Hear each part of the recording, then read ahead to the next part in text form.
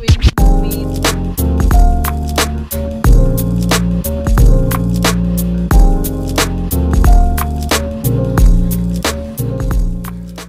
gagawin po today? Gawa tayo ng biko. Wow. Alright. So we need 1.5 cup of glutinous rice. 1.5. And then we will add another half. Gawin na lang natin 2 cups. Tugasan natin. And then, dahil 2 cups ang ating rice, ang ating water is 1.5 lang. So, let's cook that. Ano ba yan? Parang nagluluto ka lang ng rice?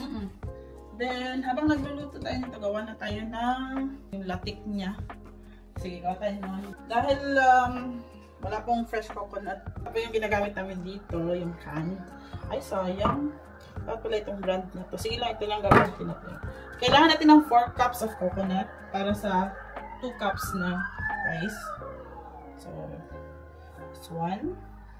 So, dahil parang 2 cups ang isa, kailangan natin another. So, it should be 1 milk, 1 cream. No, dapat ano. Pero gusto ko kasi yon kasi mas ano siya concentrated. Parang kasing itong milk, kanda piga siya kasi hindi na siya pure. Gets nyo?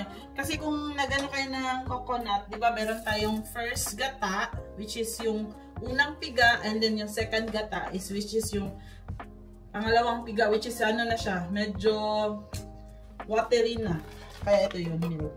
Kaya yung cream, kaya siya parang medyo pure. Pure. This is brown sugar, pero muscovado ba to?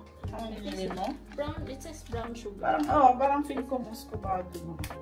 So, we need 2 cups of this. Ay, wow.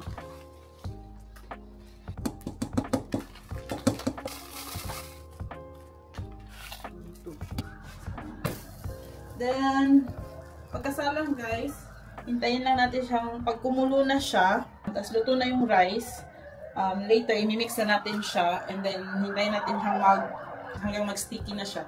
So, balikan natin mamaya. Intentionally daw na tinaw siya. Okay. Tiwasok siya luto ron. With the coconut na.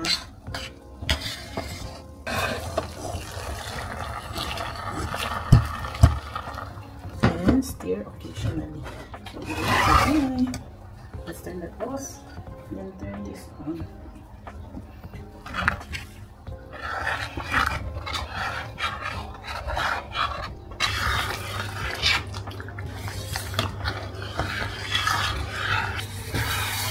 Lapit na po ba siya maluto? So, yan na guys. As you can see, sticky na din siya, oh. So, okay na to guys. Okay na to. Okay na po. Ayan. Then, we will just transfer this later sa, lalagyan. Happy ka today? Yeah. Thanks for watching. Please like, share, and subscribe. Yay!